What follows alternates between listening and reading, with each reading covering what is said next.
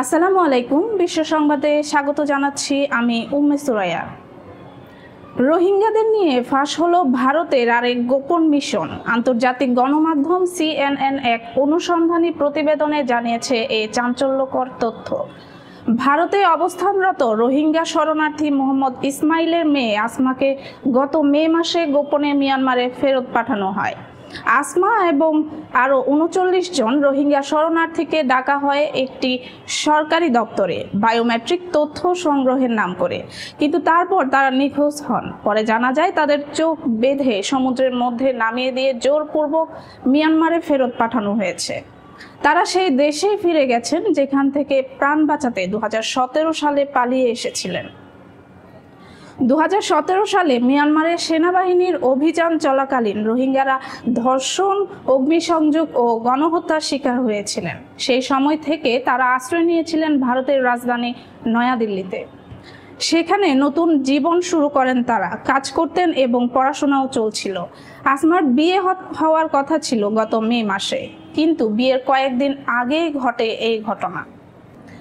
CNN এর অনুসন্ধানে দেখা গেছে ভারত সরকার গোপনে আইনি প্রক্রিয়া ছাড়াই এই ৪০ রোহিঙ্গাকে ফেরত পাঠিয়েছে। তাদের মধ্যে অনেকে জাতিসংঘ শরণার্থী সংস্থার স্বীকৃত শরণার্থী ছিলেন। ভারতের নিজস্ব আইন ও আন্তর্জাতিক নিয়ম অনুযায়ী এ ধরনের জোরপূর্বক ফেরত পাঠানো বেআইনি।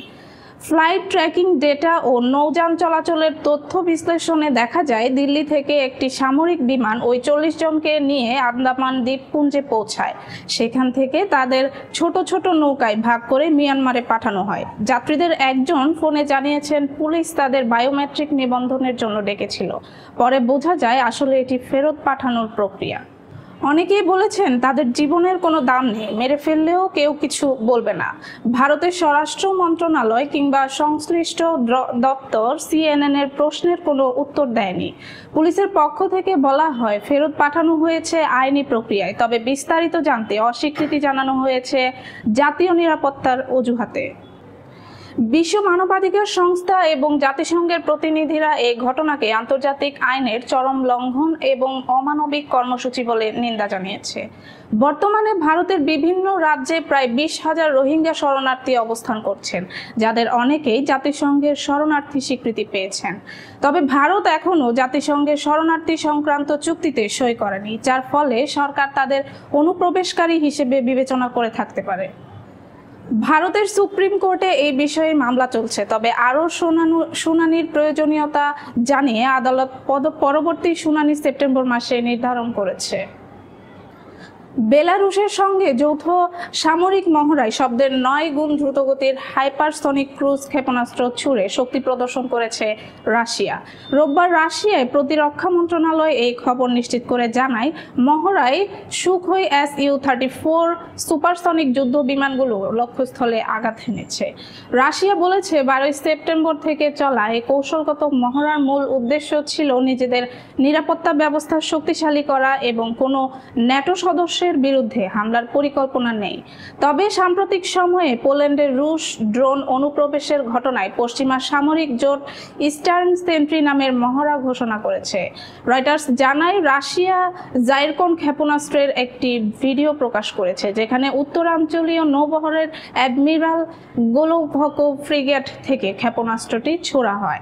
ভিডিওতে ক্ষেপণাস্ত্রটি উপরের দিকে দ্রুত উড্ডয়ন করে এবং সঠিকভাবে লক্ষ্যবস্তুতে আঘাত হানে। মন্ত্রণালয় বলছে বাস্তব সময়ে পাওয়া তথ্য অনুযায়ী ক্ষেপণাস্ত্রের আঘাতে লক্ষ্য সম্পূর্ণ ধ্বংস হয়েছে। রাশিয়ার প্রেসিডেন্ট ভ্লাদিমির পুতিন ২০১৯ সালে বলেছিলেন জাইরকন ক্ষেপণাস্ত্রগুলো শব্দের প্রায় ৯ গুণ দ্রুত গতিতে চলে এবং ১,০০০ কিলোমিটার মধ্যে স্থল ও সাগরের যে কোনো লক্ষ্যবস্তুতে আঘাত হানতে সক্ষম। এই ক্ষেপণাস্ত্রের পাল্লা ৪০০ থেকে ১,০০০ কিলোমিটার এবং এতে ৩০০ থেকে ৪০০ কেজি পর্যন্ত বিস্ফোরক থাকতে পারে। এই সামরিক মহড়ার মধ্য দিয়ে রাশিয়া তাদের সামরিক ক্ষমতা এবং আধুনিকায়নের ইঙ্গিত দিয়েছে, যা আন্তর্জাতিক মঞ্চে তাদের প্রভাব বাড়াতে সাহায্য করছে। রাশিয়ার একটি ড্রোন ইউক্রেনে হামলার সময় রোমানিয়ার আকাশ সীমায় প্রবেশ করেছে, যা ন্যাটো সদস্য দেশ হিসেবে রোমানিয়ার নিরাপত্তা বিঘ্নিত করছে। রোমানিয়ার প্রতিরক্ষা মন্ত্রণালয় জানিয়েছে রাশিয়ার ড্রোনটিকে অনুসরণ করতে তাদের দুটি F-16 ও দুটি জার্মান ইউরোফাইটার যুদ্ধবিমান দ্রুত আকাশে উত্তোলন করা হয়। ড্রোনটি রোমানিয়ার চিলিয়াভেচে গ্রামের কাছে দেখা যায়, তবে শেষ পর্যন্ত তা ইউক্রেনের সীমান্তে ফিরে যায়। সীমান্ত এলাকার ধ্বংসাবশেষ অনুসন্ধানের জন্য হেলিকপ্টারও পাঠানো হয়েছে। রোমানিয়ার প্রতিরক্ষা মন্ত্রী জানান, F-16 পাইলটরা ড্রোনটিকে ভূপাতিত করার কাছাকাছি গিয়েছিলেন, তবে তা শেষ পর্যন্ত ধ্বংস করা সম্ভব হয়নি। ইউক্রেনের প্রেসিডেন্ট ভলোদিমির জেলেনস্কি এ ঘটনার পর বলেছেন, এটি রাশিয়ার যুদ্ধ সম্প্রসারণের অংশ এবং রাশিয়ার বিরুদ্ধে নিষেধাজ্ঞা আরও যৌথ প্রতিরক্ষা এখন অত্যন্ত জরুরি হয়ে উঠেছে। রাশিয়ার এই আকাশসীমা লঙ্ঘনের নিন্দা জানিয়েছে সুইডেন। দেশটির পররাষ্ট্রমন্ত্রী মারিয়া মালমার স্টেনেরগার্ড বলেন, এটি ন্যাটো আকাশসীমায় একটি অগ্রহণযোগ্য লঙ্ঘন। এর আগে পোল্যান্ড তাদের আকাশসীমায় প্রবেশ করা রাশিয়ার ড্রোন ভূপাতিত করেছিল, যা ন্যাটোর ইতিহাসে প্রথমবারের মতো ন্যাটো সদস্য দেশ নিজেই রাশিয়ার ড্রোন ভূপাতিত করার ঘটনা। মার্কিন পররাষ্ট্রমন্ত্রী মার্কো রুবিও বলেন, পোল্যান্ডের ড্রোন প্রবেশ অগ্রহণযোগ্য ও বিপজ্জনক, তবে তা ইচ্ছাকৃত কিনা তা নিশ্চিত নয়। যদি প্রমাণ হয় যে পোল্যান্ডকে সরাসরি লক্ষ্য করে পাঠানো হয়েছিল, তাহলে তা চরম উস্কানিমূলক পদক্ষেপ হিসেবে বিবেচিত হবে। পোলিশ প্রধানমন্ত্রী ডোনাল্ড টাস্ক বলেছেন, এটি ভুল নয়, এটা ইচ্ছাকৃত হামলা। যুক্তরাষ্ট্রের প্রেসিডেন্ট ডোনাল্ড ট্রাম্প জানিয়েছেন, যদি সব ন্যাটো দেশ একসঙ্গে রাশিয়ার উপর কঠোর পদক্ষেপ নেয় এবং রাশিয়ার তেল আমদানি বন্ধ করে, তিনি মস্কোর উপর বড় ধরনের নিষেধাজ্ঞা আরোপ করতে প্রস্তুত।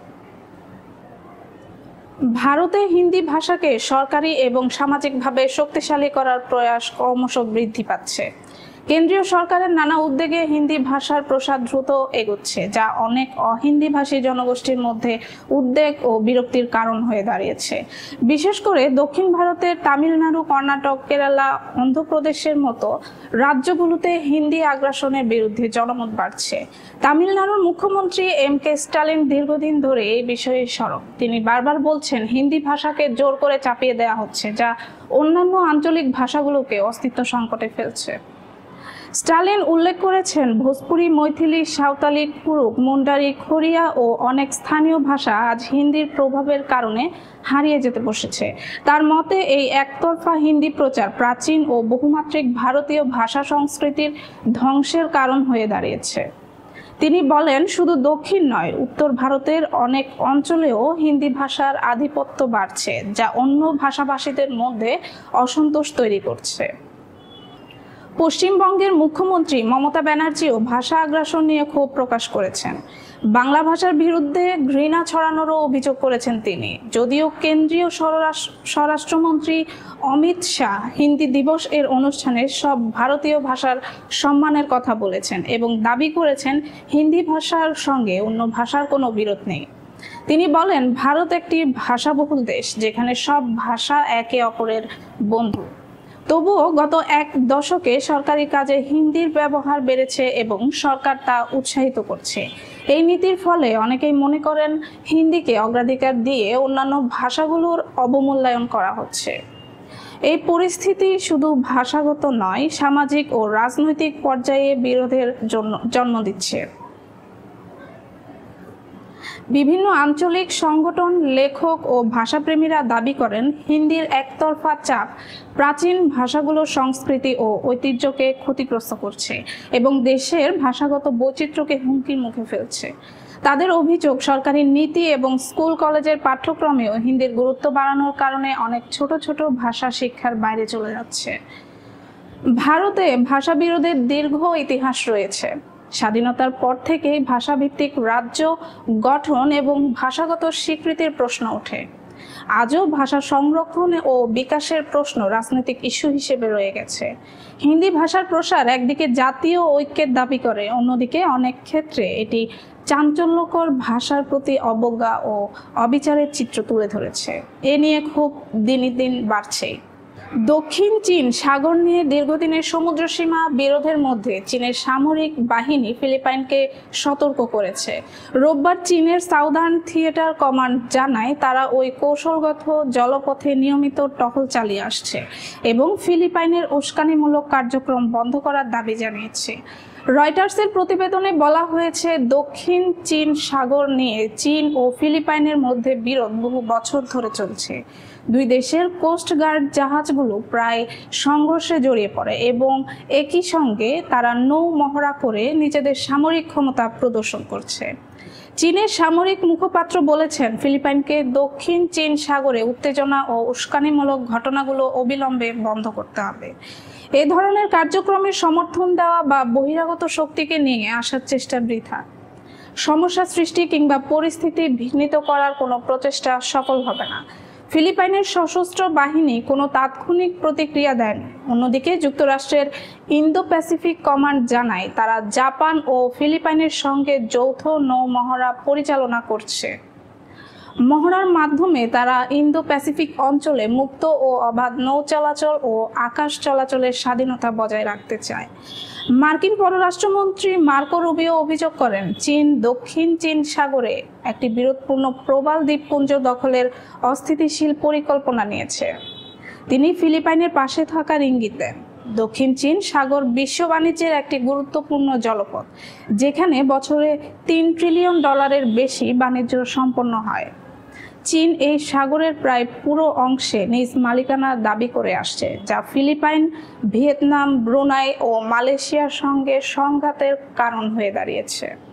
পাকিস্তানের খাইবার পাখতুনখাওয়ায় সন্ত্রাস বিরোধী অভিযানের সময় সন্দেহভাজন সন্ত্রাসীদের হামলায় 19 জন পাকিস্তানি সেনা নিহত হয়েছে।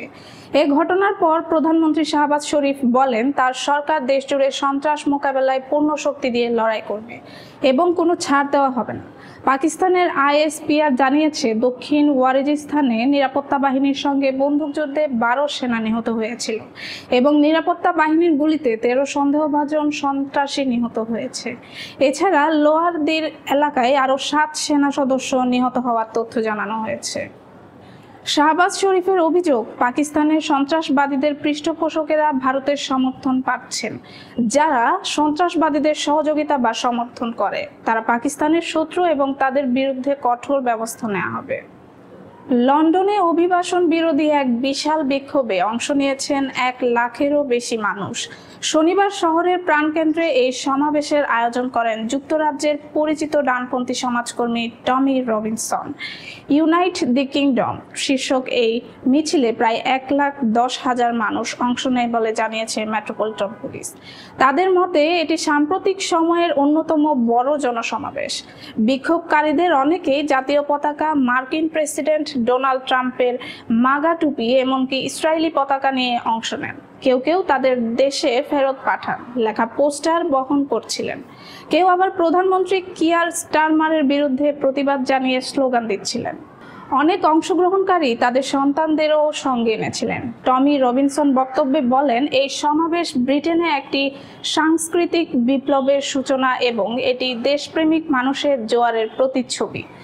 অভিবাসন বিরোধী এই বিক্ষোভের বিপরীতে স্ট্যান্ড আপ টু রেসিজম শীর্ষক একটি পাল্টা সমাবেশও হয়, যেখানে অংশ নেন প্রায় 5,000 মানুষ। তাদের ভাষ্য, বৈচিত্র্য ও সহনশীলতা ব্রিটেনের শক্তি এবং অভিবাসীদের বিরুদ্ধে ঘৃণার রাজনীতি দেশকে বিভক্ত করছে। বিক্ষোভ চলাকালে পুলিশের সঙ্গে সংঘর্ষ হয় বিক্ষোভকারীদের। মেট্রোপলিটন পুলিশ জানিয়েছে, অনুমোদিত রাস্তার বাইরে যেতে চাইলে পুলিশ বাধা দেয়। বিক্ষোভকারীরা বোতল, ফ্লেয়ার ছোড়ে এবং ঘুষি লাথি মারতে থাকে। এতে 26 জন পুলিশ কর্মকর্তা আহত হন, যাদের মধ্যে 4 জনের অবস্থা গুরুতর। সহিংসতায় জড়িত থাকার অভিযোগে তাৎক্ষণিকভাবে 25 জনকে গ্রেফতার করা হয়। পুলিশ বলছে, তদন্ত চলছে এবং আরও গ্রেফতার করা হবে। বিক্ষোভে সরাসরি না এলেও অনলাইনে সমর্থন জানান মার্কিন ধনকুবের ইলন মাস্ক। তিনি বলেন, ব্রিটেনের জনগণ এখন মুক্তভাবে মত প্রকাশ করতে ভয় পাচ্ছে এবং সেখানে সরকার পরিবর্তনের প্রয়োজন রয়েছে। এই ধরনের মন্তব্য ব্রিটিশ রাজনীতিতে বিদেশি প্রভাব নিয়ে নতুন করে প্রশ্ন তুলেছে। বিক্ষোভের পেছনে রয়েছে সাম্প্রতিক সময়ের বাস্তবতাও। 2025 সালে যুক্তরাজ্যে আশ্রয়ের আবেদনকারীর সংখ্যা রেকর্ড ছাড়িয়েছে। এ বছর এখন পর্যন্ত প্রায় 28,000 অভিবাসী ছোট নৌকায় করে ইংলিশ চ্যানেল পাড়ি দিয়ে ব্রিটেনে পৌঁছেছেন। অভিবাসন ইস্যু এখন দেশটির রাজনৈতিক অঙ্গনে সবচেয়ে আলোচিত বিষয় হয়ে উঠেছে। অর্থনৈতিক সংকটের চেয়েও বেশি গুরুত্ব পাচ্ছে এই বিষয়টি। বিশ্ব সংবাদ শেষ করছি। আপডেট সংবাদ পেতে সাবস্ক্রাইব করুন বিডি আউটলুক।